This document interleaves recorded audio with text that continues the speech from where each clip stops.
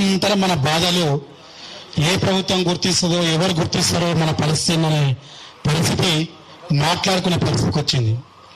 వాస్తవానికి దీనిని గుర్తించాల్సింది, న్యాయం చేయాల్సింది కేసీఆర్ గారు.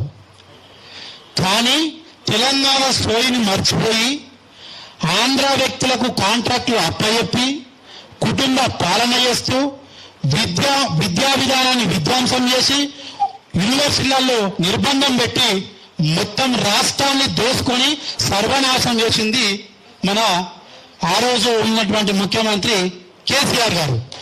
మళ్ళీ ఈరోజు ఉద్యమకారులకు న్యాయం చేస్తున్నామని చెప్పి మొసలి కన్నీరు గారుస్తూ రకరకాల తెలంగాణ మొత్తం తిరుగుతున్నారు ఈ ఉద్యమకారులను అడ్డం పెట్టుకొని. అందులో భాగంగా నా పేరు నిజ్జన రమేష్ ముదిరాజు, ఉస్మానియా యూనివర్సిటీలో పిహెచ్డీ అయిపోయింది. తెలంగాణ జనసమితి పార్టీలో ప్రధాన కార్యదర్శిగా ఉన్నాను.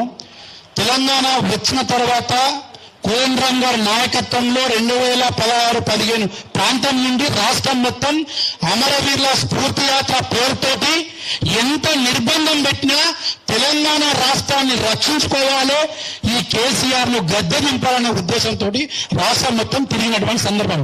ఇందాక మన గంగాపురం వెంకటరెడ్డి గారు బీజేపీలో మేధావుల యొక్క రాష్ట్ర కన్వీనర్ ఉన్నారు. వాళ్ళు కూడా కోదండరాం గారి నాయకత్వంలో పనిచేసారు. శ్రీమతి అందరం ఉన్నాం ఇక్కడ ఉన్న వాళ్ళు.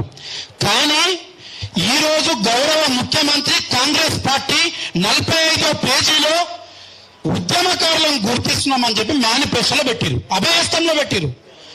మీరు ప్రజాప్రభుత్వం అని చెప్తున్నటువంటి సందర్భంలో ఈ రోజు కాంగ్రెస్ పార్టీ ఇచ్చిన మాట కట్టుబడి ఉంటుంది, తెలంగాణ ఇచ్చినామని చెప్పి నిరంతరం మనం మాట్లాడుతున్నటువంటి సందర్భం. కాబట్టి మీరు ఉద్యమకారుల ప్రేమ ఉంటే, ఉద్యమకారుల మీద ప్రేమ ఉంటే దయచేసి మళ్ళీ గుర్తు చేస్తా ఉన్నాను, వీరి యొక్క బాధలను గుర్తించి వెంటనే ఈ అసెంబ్లీ సమావేశాల్లో కమిటీ అనౌన్స్ చేయండి.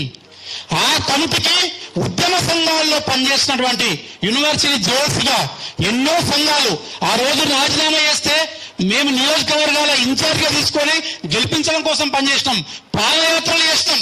కేసులు దాదాపు నా మీద 138 కేసులు అయినాయండి.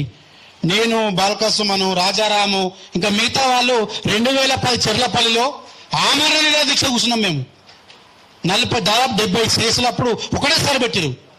దఫాదఫాలుగా 70-80 రోజులు జైలు జీవితం గడిపినాం. ఇట్లా చాలా మంది ఉన్నారు.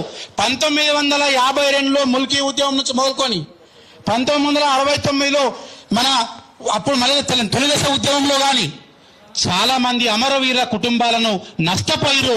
శ్రీకృష్ణ కమిటీకి ఇచ్చినటువంటి రిపోర్టు 1200 మంది చనిపోయినటువంటి రిపోర్ట్ ఇచ్చినాం. కానీ అమరవీరుల కుటుంబాలను గుర్తించింది గత ప్రభుత్వం. నాకు తెలిసి 600 వరకు కుటుంబాలను గుర్తించారు. మిగతా వాళ్ళను కూడా గుర్తించాలని నా అభిప్రాయం. అదేవిధంగా ఏ ప్రాంతంలో కూడా అప్పుడు మినిట్స్ బుక్లు ఉన్నాయి. నాకు తెలిసి ప్రతి జేఎస్ ఆఫీస్ లో గోవర్ధన్ నాకు తెలిసి మిగతా వాళ్ళందరికీ తెలిసి మినిట్స్ బుక్లు ఉంటాయి. సంఘాల వైజ్ గా ఎంతమంది పనిచేసారు ఆ మినిట్స్ బుక్ల ఆధారంగా. నిజంగా మీకు చిత్తశుద్ధి ఉంటే దఫాలుగా ఒక 2-3 దఫాలుగా దీన్ని మొత్తము ఒక కాంక్రీట్ లెవెల్ తీసుకొచ్చి నెరవేర్చొచ్చు. జైలు కోయినలు కానీ ఎఫ్ఐఆర్ బుక్లు కానీ యాక్టివ్గా ఉన్నటువంటి సంఘాల వైజ్ గా వాళ్ళ పేపర్ కటింగ్లు ఉన్నాయి. ఎన్నుకుని నడిపినటువంటి వాళ్ళు కూడా చాలా మంది రోల్ పోషించారు. వాళ్ళ వైజ్ గా ఈరోజు రిపోర్టు తీసుకొని ఖచ్చితంగా నెరవేర్చొచ్చు. ఎందుకంటే ఏ ప్రభుత్వానికైనా ఏ పార్టీకైనా ఓటు బ్యాంక్ ఉంటుంది. కానీ అంతిమంగా ఆ రోజు అన్ని భావాలను పక్కకు పెట్టి, ఐడియాలజీని పక్కకు పెట్టి రాష్ట్రం కోసం ఏకమైరు. కాబట్టి ఏ పార్టీలో ఉన్నా ఏ సంఘంలో ఉన్నా మొదటగా పనిచేసింది తెలంగాణ ఉద్యమం కోసం, తెలంగాణ రాష్ట్రం కోసం పనిచేసింది. కాబట్టి వాటన్నింటినీ క్రోడీకరించి ఉద్యమకారులకు ఇచ్చినటువంటి హామీలను నెరవేర్చాలని ఈ వేదిక తరపున గుర్తు చేస్తా ఉన్నాను, కోరుతా ఉన్నాను. అదేవిధంగా కేసీఆర్ ప్రభుత్వం ఏర్పడిన తర్వాత చాలా ఉద్యమాన్ని కించపరిచే విధంగా ఆ యొక్క బుక్కులలో రచించిండ్రు. ఆయనకు భజన పరుల యొక్క చేత యొక్క ఆ ఉద్యమాన్ని కించపరిచే విధంగా చరిత్రను కూడా వక్రీకరించారు. కాబట్టి ఉద్యమ నిర్మాణం కోసం ఉద్యమ చరిత్రను లిఖించదగే విధంగా ఉండాలంటే రాబోయే రోజుల్లో ఒక ఉద్యమాన్ని లిఖించే విధంగా ఒక కమిటీ కూడా ప్రభుత్వం వేయాలని సందర్భంగా గుర్తు చేస్తా ఉన్నాను. ఎందుకంటే రాష్ట్రం మొత్తం ఎక్కడ మాట్లాడినా ఈ నాయకులు మాత్రం మిగతా మేజర్ రోల్ గా పనిచేస్తున్న వ్యక్తులుగా ఉన్నారు కాబట్టి అందరం పెద్ద మనసు చేసుకొని ఓపిక తోటి ప్రభుత్వాలకు, ఎందుకంటే ఇప్పుడు పొంగులే శ్రీనివాసరెడ్డి, తుమ్మల నాగేశ్వరరావు, నాకు తెలిసి తుమ్మల నాగేశ్వరరావు అయితే నేను ముందు నుంచి పుట్టినప్పటి నుంచి మంత్రిగా ఉన్నాడు, ఇంకా మంత్రిగానే కొనసాగుతూ ఉన్నాడు. దురదృష్టకరమో అదృష్టమైగా మనం తర్వాత మాట్లాడుకుందాం. కానీ వాళ్ళ పంపకాలు ఎట్లా ఉన్నా పాలకులు ఒక సోయి తెచ్చుకొని ఈరోజు కోదండరాం గారు కూడా ప్రభుత్వంలో ఉన్నారు కాబట్టి సార్ కూడా మేము చెప్తాము, గతంలో పొన్నం ప్రభాకర్ గారిని కలిసినటువంటి సందర్భం ఉన్నది. చీమసింహం లాంటి వాళ్ళు, ప్రభుత్వ రామరెడ్డి, సుల్తాన్ యాదగిరి, మిగతా ఉద్యమ సంఘాలు, విద్యార్థి సంఘాలుగా మేము కూడా చాలా పనిచేస్తాం కాబట్టి మేము కూడా ఈరోజు రాబోయే రోజుల్లో కార్యక్రమం తీసుకుంటాం.